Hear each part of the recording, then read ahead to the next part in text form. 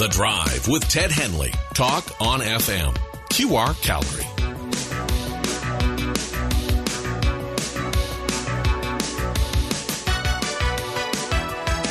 All right, welcome back to The Drive on QR Calgary, 107 FM, 770 AM. It's time to go inside the glass. We do this every Thursday at this time on The Drive. Inside the Glass, brought to you by Calgary Co-op Wine Spirits Beer.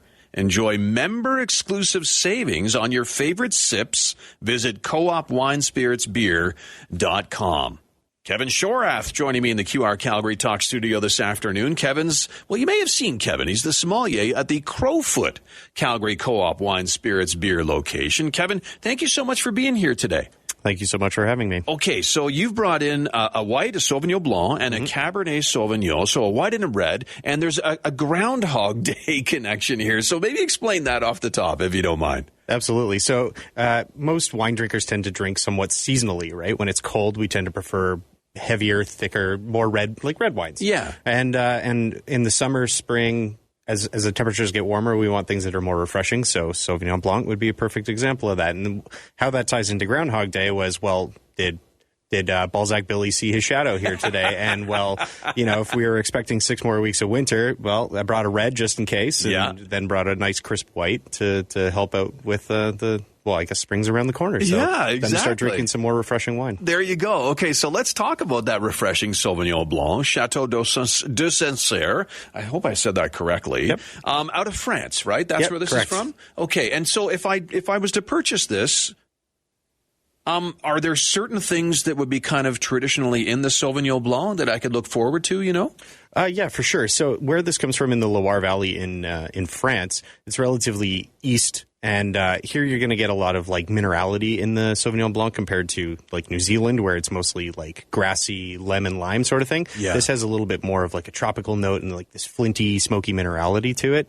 So really, really fresh, easy drinking. It's super high quality Sauvignon Blanc as well. So yeah. When you use the descriptor minerality, what do you mean? What would I feel that in my mouth? It's more like this, the acidity, the sharp, tangy kind of afterbite to it, just a touch. But it also kind of smells like pavement after a rainfall. It just has this wet stone sort of note to it. Yeah, neat. Yeah. Okay, cool. And when you actually take a sip of it, is there a different kind of thing other than what you're smelling on the nose? It generally tends to follow pretty closely. Every now and then, wines will have a different nose versus palate, but generally, they usually follow one after the other. That's the Sauvignon Blanc. Mm-hmm. Okay. Again, it's Chateau de Sancerre. Yep. That's the Sauvignon Blanc that Kevin brought in for us this afternoon. And the Cabernet Sauvignon is Molly Duker Giggle Pot. Yeah. And I'm guessing it's Australian. It is Australian. Because I know a lot of Australians and their sense of humor. You know what I mean? Yep. Okay. So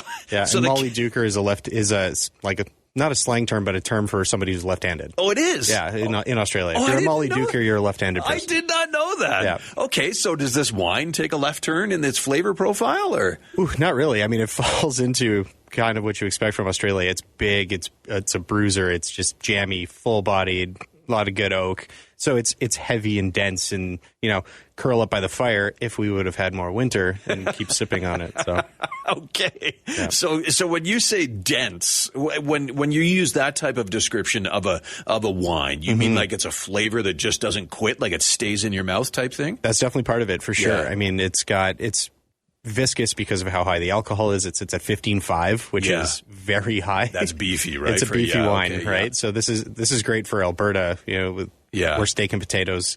We're steak and potatoes province, right? So if you want a big red wine, this is the one to go with. So the Molly Duker Giggle Pot, the Cab Sauv. How much would that run somebody at Calgary Co-op? So the Sancerre is about 40 and change, and then the Giggle Pot's about 60 and change. It is, okay. Yeah, so they're more premium price, but they're absolutely delicious. Okay, and I know also that there's a program at Calgary Co-op Wine Spirits Beer where you can actually get a bit of a discount, right? Yeah, absolutely. So we have our members exclusive pricing. So if you are a Calgary Co-op member, there are certain things that go on sale kind of weekly, bi-weekly, where it's exclusive to members. So we always have our flyers. Every single Thursday we have a new one. So we have a new flyer starting today. But yeah, certain things go on sale for members.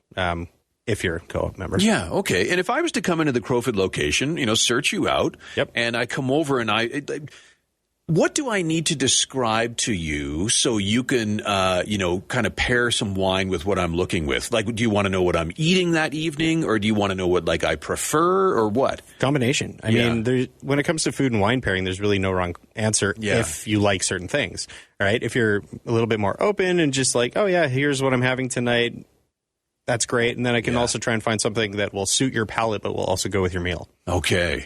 I think you also brought in the Sauvignon Blanc, not only just because Balzac Billy, is predicting an early spring, but it's not, we're Chinooking tomorrow. Is that also why you brought it? Exactly. Anything else we need to know about these two wines or about Calgary Co-op you want to share with us today? Yeah, absolutely. So these particular wines, I actually chose them as well because I wrote we do a weekly thing called What's in My Glass that gets posted on our website. Yeah. And so these were the two wines that I had selected for the What's in My Glass article this week. So nice. My colleagues, Sommeliers, we tend to rotate through the What's in My Glass segment. So this turn it was mine. So it was like, oh, might as well drink the wines that I was talking about in the article today. So, yeah. So that's nice. Cool. And talk about it with Ted on the radio. Exactly. And here we go. Okay. Exactly. And if people want to read the blogs, Kevin, where can they get that? They can go to our Co-op Wine Spirits Beer website. And they're on the main page there. Good stuff. Thanks. Yeah. Nice to meet you, too. You as well. Thank you. And thanks for the two good choices. Of course. Thank you. The sips are delicious. Great. Good stuff. Thanks, Kevin. Inside the Glass, by the way, brought to you by Calgary Co-op Wine Spirits Beer. Enjoy member-exclusive savings on your favorite sips. The website again, coopwinespiritsbeer.com.